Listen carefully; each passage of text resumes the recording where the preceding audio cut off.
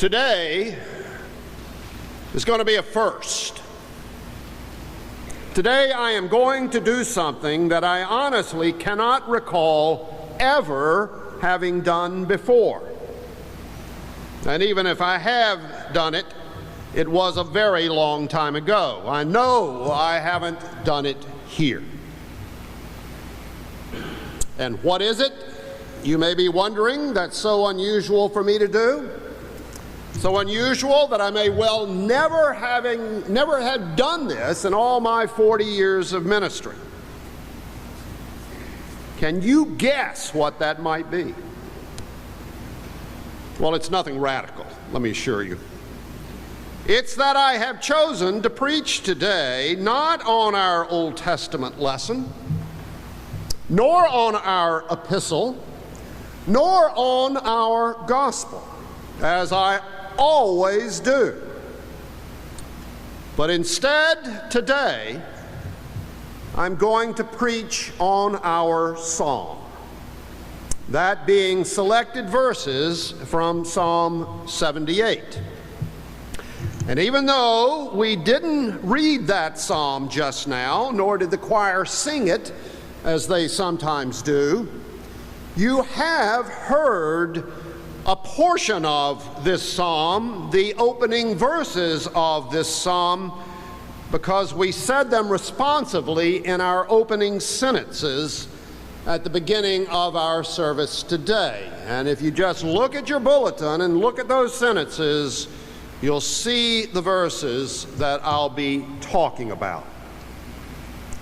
What is it that is so special about this particular psalm? It's a verse, one verse in the psalm that has always intrigued me. And for years now, every time this psalm has come around in the lectionary, as it does every 3 years, just like clockwork, every time I've thought about preaching on this psalm, exploring this psalm, this verse, in a sermon. But for a variety of reasons, I've just never done it.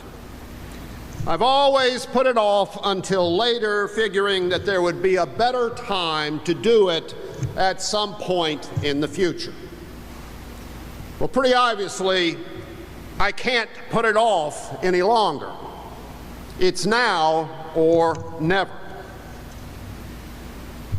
Now, it's not just this one verse that I'm interested in either, but the larger issue of which this verse is a very good statement. Because what this verse, this psalm, is all about is what it is we have to learn from the past and how important that is for us. And not the past as in yesterday or last year or even 100 years ago. No, I mean the past as in ancient times.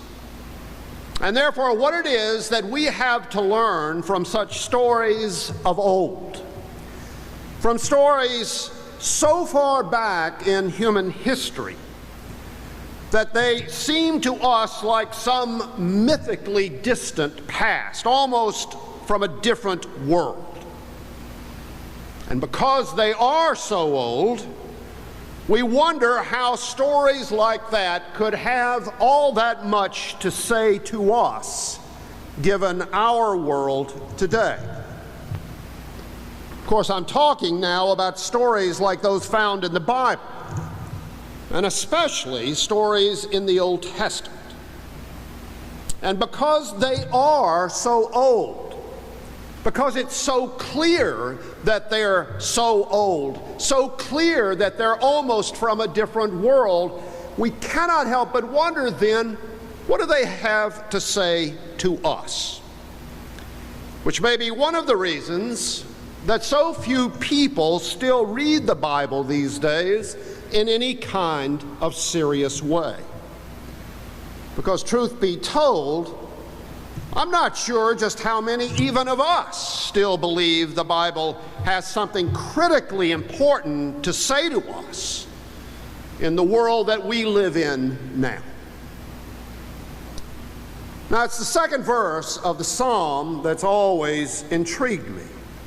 The verse that goes like this: I will open my mouth in a parable, I will utter dark sayings from of old.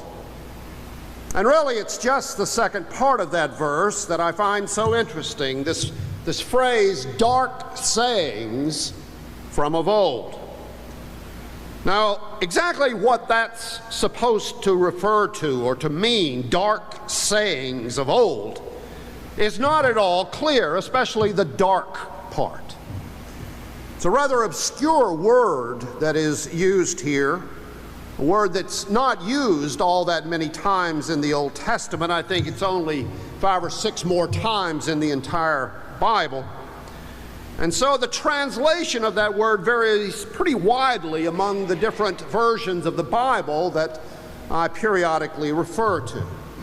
Reading this verse, you find everything from mysteries of old to riddles of ancient times to hidden stories of the past to enigmas of our past. Mysteries, riddles, enigmas.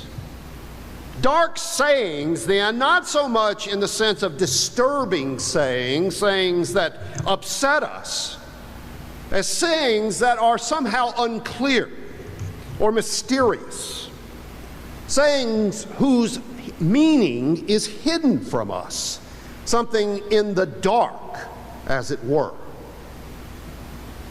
Now, what the psalmist, and it's not David, by the way, there's no even claim that it's David, what the psalmist is saying here is how important it is for us to pass on to those who will come after us, our children, the stories that have been passed down to us by our ancestors. Because there's a truth to be found there, a truth that is in some sense hidden, and therefore a truth that if we don't tell them, they won't know. And if all that sounds somewhat mysterious to you, I think that actually is the point. And it's why I find this psalm so interesting. What is it then that's hidden from us? What is it that must then be revealed? Why can't we simply discover this truth on our own, whether someone else tells us or not?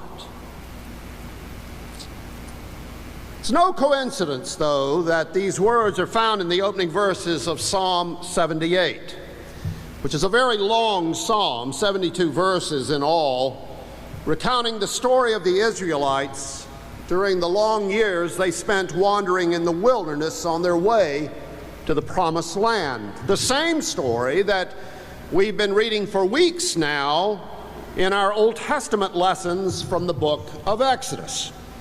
A story that will continue on through the books of Leviticus, Numbers, and Deuteronomy. And at a critical point in the nation of Israel's history, it was this story, the story of their long ago wandering in the wilderness and what happened there to transform them into a people.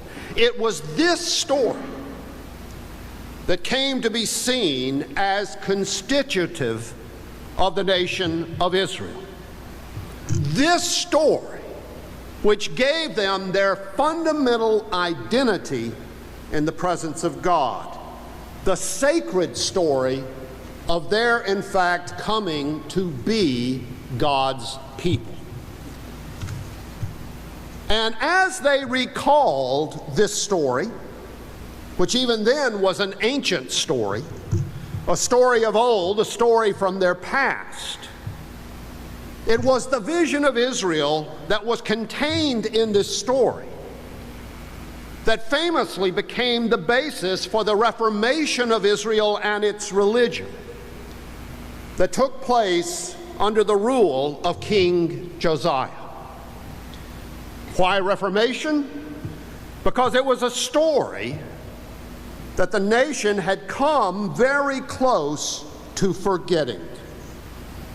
A story, in fact, that survived only because long before it was ever written down in the books that we know as the Torah, it was a story preserved by being passed down from generation to generation, from parents to children over the course of hundreds of years. Dark and dim sayings from of old. A story that if someone had not preserved it, it would have been forgotten. And Israel might have been a very different nation, a nation that might not have survived the catastrophe they were to suffer not long after King Josiah. Might not have survived without this story of survival in the bleakest of times and under the harshest of conditions. A story that kept them alive. Now, the stories in the Bible are not the stories of our past in quite the same sense as they were for the people of Israel, though there may actually be less difference than you might think. I don't know really how many of the Israelites in Josiah's day were actually descendants of the people who had crossed the wilderness some 600 or 700 years before. Not as many as you might think, I suspect. What is clear, though, is that those later Israelites very much chose to identify themselves with the people who crossed the wilderness and to see their story as the story of their ancestors and therefore their story as well. And I think it's true that in very much the same way, our ancestors found in the pages of the Bible stories that they very much identified with and chose to make their own. Stories that, because they were the source of much of their identity, they were stories that told them who they were. Stories that they then passed down to their descendants after them, stories that over time have come down and been entrusted to us. And whether they will be passed on to our children is the question that the church faces today. And it is a very, very real question.